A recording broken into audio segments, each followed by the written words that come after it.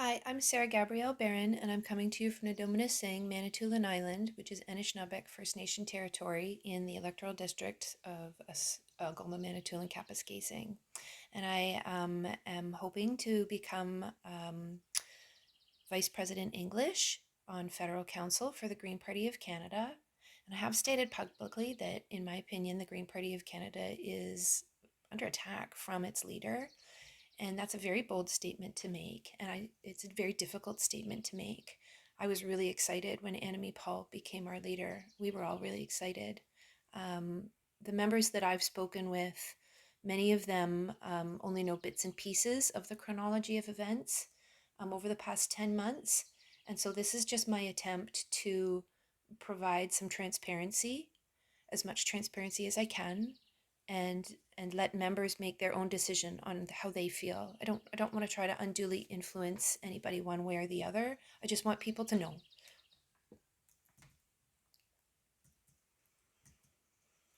So, in my opinion, with Annamie Paul's acceptance speech, which you can see for yourself, please do. Please don't take my word for it. Please go to CPAC and just search Annamie Paul acceptance speech and listen to that speech yourself.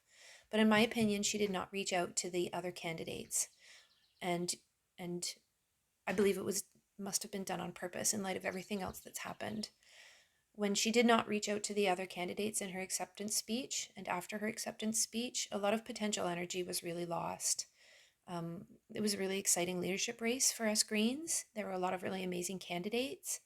And by not reaching out to them, making them part of her shadow cabinet, bringing them into her inner circle, allowing them to share the limelight with her, a lot of those Greens who came to the Green Party of Canada because they were excited about their candidates felt disenfranchised. They felt like they weren't being seen or heard in the Green Party of Canada. There are a lot of regularities with Annamie Paul's contract, but of all of them, what we know is that our federal councillors didn't read it. They passed it 8-7 without having read it.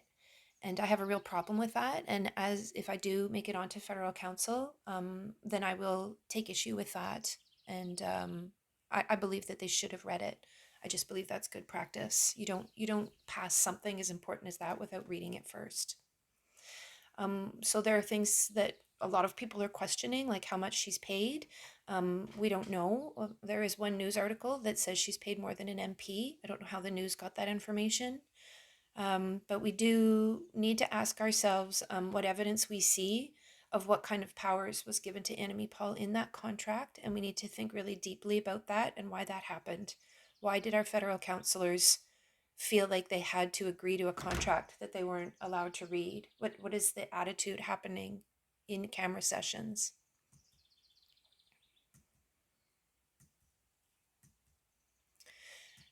And almost immediately after the contract finally was approved by federal council and signed by the fund, some federal councillors were attacked in the media. Please don't take my word for it. Please go back to the Toronto Star starting in April and just search Sean Yeo, who is part of Annamie Paul's inner circle, and ask yourself how those federal councillors felt while those articles were coming out. The federal councillors, some federal councillors, and the interim executive director, and ask yourself if they felt attacked, and ask yourself why Annamie Paul did not come to their defense. She remained silent throughout that experience for them, that terrible experience for them. And then Noah Zatzman was Annamie Paul's chief spokesperson, and she has also said that he is a personal friend. They're very close. Your chief spokesperson is the closest relationship to a politician. And he said, Green MPs, I think meaning all three Green MPs, we will work to defeat you. And Annamie Paul still has never refuted this statement, and we have to ask ourselves why. Jennica Atwin, one of our three MPs, left the party on June 10th. She felt attacked by Noah Zatzman, and because Annamie Paul refused to speak with her about the issue, she also felt attacked by Annamie Paul. And there's been a lot of misinformation spread from Annamie Paul about why Jennica left, and it's really hard for members to parse out what's really going on. But Jennica had plans with her EDA right up until the days following Zatzman's post. She was a Green. She was dedicated to being a Green, and I believe that Annamie Paul forced her out of the party on purpose. We've lost the Quebec wing of the Green Party of Canada. If you want, this is an excerpt from their official letter. It's hard to find this official letter. I know I need to make a website, we need one place to house all of this information about what's happened to our party. So please pause the movie if you'd like to read this excerpt. Pause the slideshow. We need to ask ourselves if Annamie Paul's way of seeking and creating diversity is maybe not okay. I'm a white person. I don't really feel like I'm allowed to even make that statement. This is a statement, an official statement by Dr. Amita Kutner, and the letter that they wrote is really, really important. Again, it's hard to find on the internet, but you can go to Dr. Amita Kutner's Facebook page and read the whole letter, and this is an excerpt from it that I feel is really important in this conversation. So please pause the slideshow if you'd like to read that for yourself. Judy Green is an amazing Green. She's in Nova Scotia working hard on the ground for issues on the ground, building the EDAs. She's tireless, she's well-spoken, and she got a call out of the blue saying that she could not be a candidate in the next election with no reason given and nothing in writing. The East Coast wave is severely damaged. So we've lost the Quebec wing, and on the East Coast, the Greens hold the balance of power in PEI. There's 3 MLAs in New Brunswick, and Judy Green was really building that green wave in Nova Scotia. She was the leader in that. And we have to ask ourselves why it appears that our East Coast green wave is I think under attack. Why is it being damaged so much?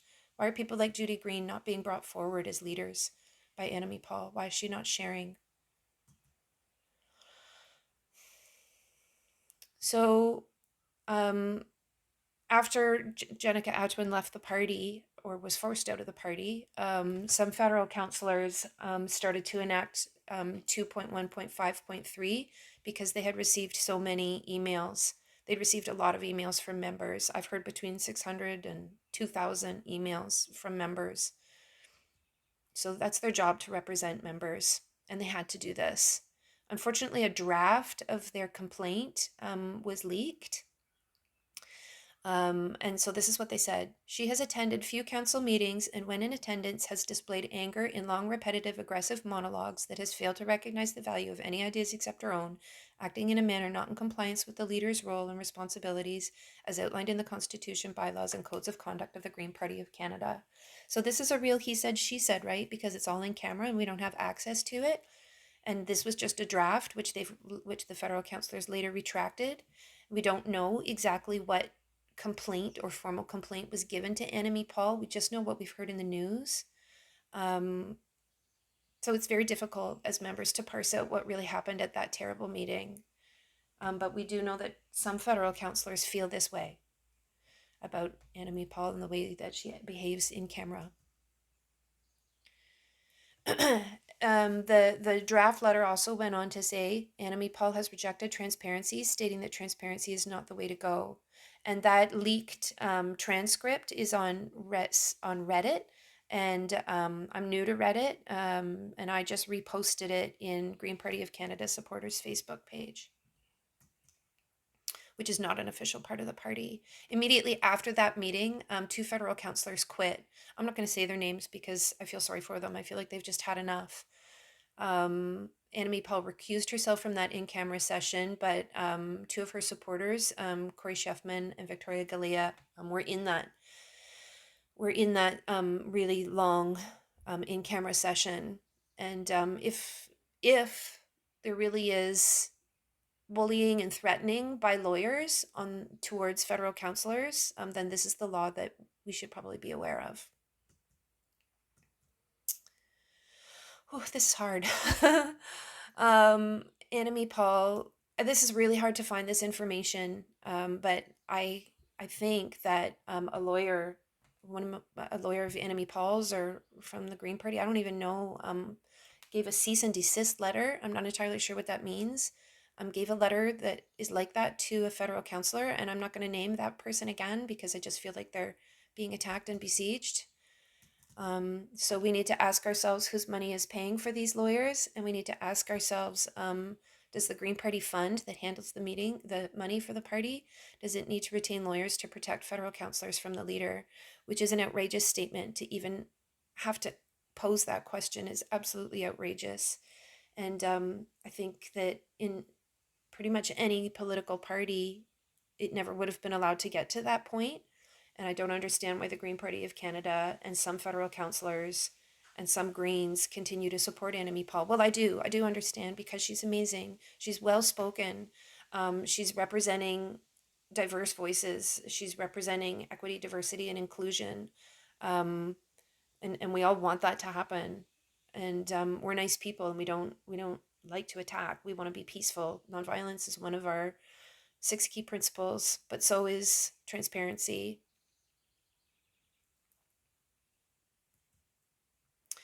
And some members made a complaint to the Ombuds and Appeals Committee, and you can see in a previous video that I made that I really believe deeply in separation of powers, that our Ombuds and Appeals Committee is like our version of the Supreme Court, and that the rulings that they make or the papers that they put out on issues should really be um, indisputable. And for some reason, the ruling that they made about this, which I feel was very well written, has been retracted.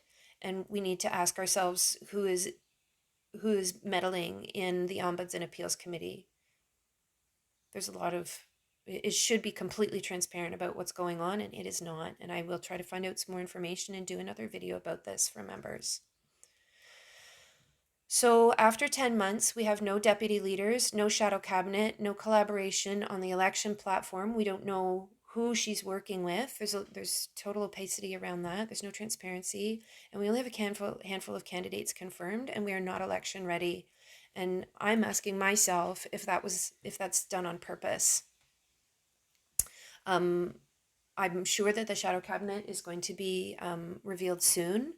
But it's taken a really long time, and we've only seen Annamie Paul as the face of the party when there are a lot of amazing candidates, even from the last election. It's just frustrating.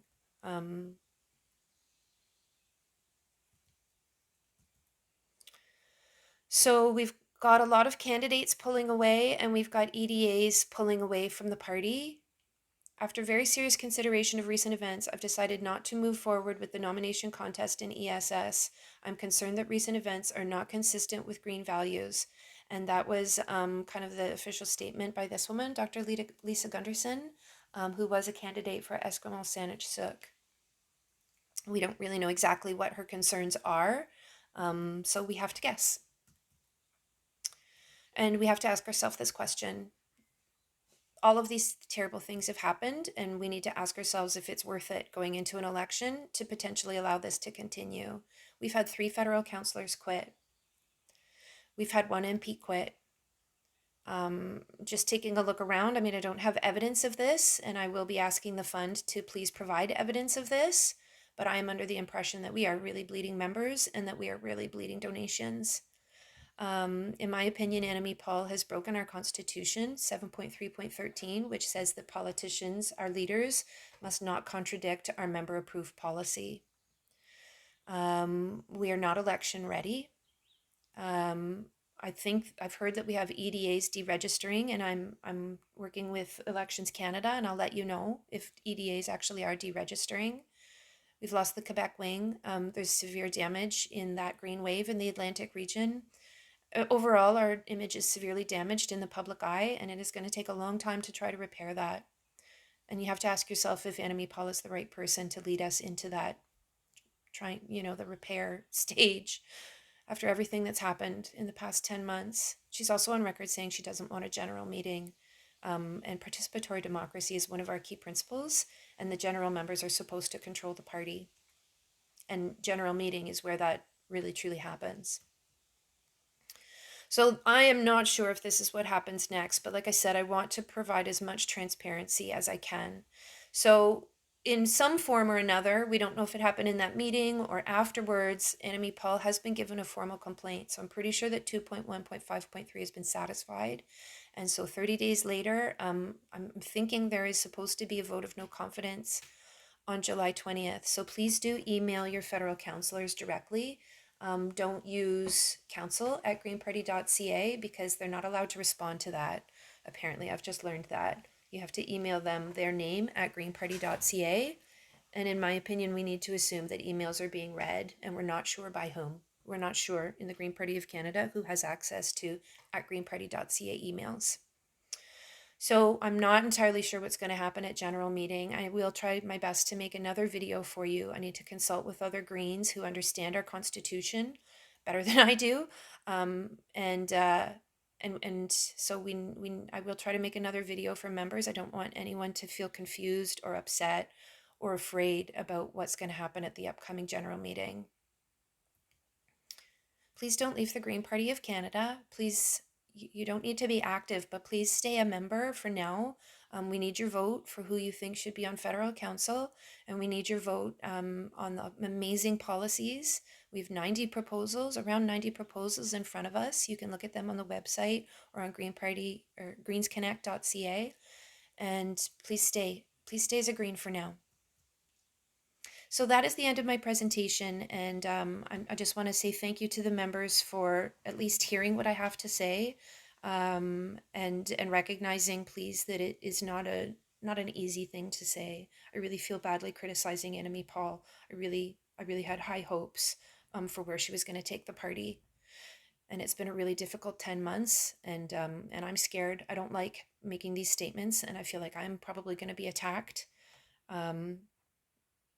It's not pretty. As somebody really committed to nonviolence, it's not pretty, but I do want members to know. I want members to have as much transparency as they can going forward. So that's over, and I just want to do a shameless plug for my podcast called Radioactive on Spotify or Google Podcasts. And we need to recognize that out of 338 MPs, only 2 have been speaking out against new nuclear. There is a huge push in our country with no mandate from the government, And Jennica Atwin made a fabulous YouTube post. Just go to YouTube and search Jennica Atwin, Gordon Edwards, Susan O'Donnell, about the really scary project planned for Point Lepreau. And our governments are throwing a lot of money at that. And Jennica has been silenced 2 weeks after making that video. So please learn about what this new nuclear push really is. Listen to my podcast or go to ccnr.org. That's also a really great website to start your search. If you're a patriot, you need to know about this. Thanks so much for listening, friends.